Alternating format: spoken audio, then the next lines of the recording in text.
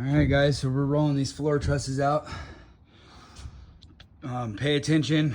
Tags are gonna go on the bottom. In this situation, these are directional. That side's flat to butt into the rim.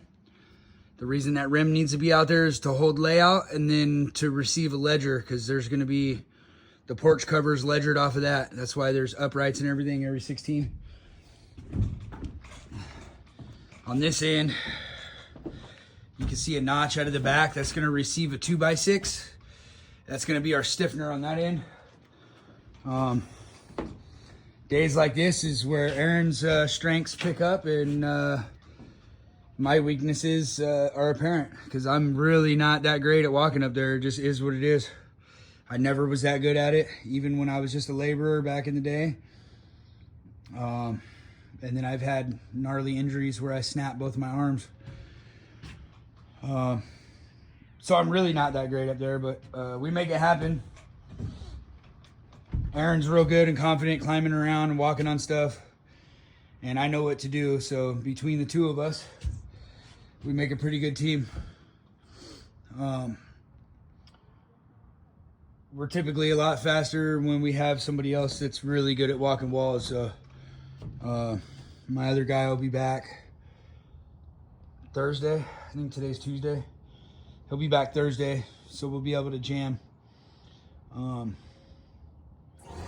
Which won't really matter for this floor because we'll already have the floor done. So we're gonna get this rolled out and sheeted today. And then tomorrow we'll build a couple exterior walls. And then Thursday we'll build the rest of the exterior, stand everything up, and run the interiors and be ready for trusses on Friday. So that's what we got going on. We got to get this third floor up. If we're missing a couple interior walls, it's not going to be the end of the world. We can still drop our trusses up there as long as everything's braced up. Anyways, that's where we're at. Like I said, tags go on the bottom. Pay attention if you got specific ends. In our case, they painted all the ends and they're calling those left sides. And that's what these arrows right here are saying, that that's the left side. These little ones don't really matter. I mean, I guess it kind of does. You can see the arrow pointing that way. That's the painted side. On these ones, it really matters because, again, it has to receive the ledger. And over here, there would just be a random notch, right, for no reason. So we paid attention to that when we had them drop our bundles up there.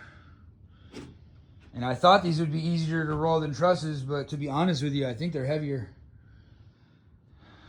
Even these short spans, like a regular truss. Maybe it's just the leverage, because you could kind of tilt the peak down to you right here, and you could kind of shimmy with your hips like that and kind of push it, which is normally what we do with the trusses. We put a plank down the middle to walk on, and then Aaron will hold the peak and he'll tilt it to him.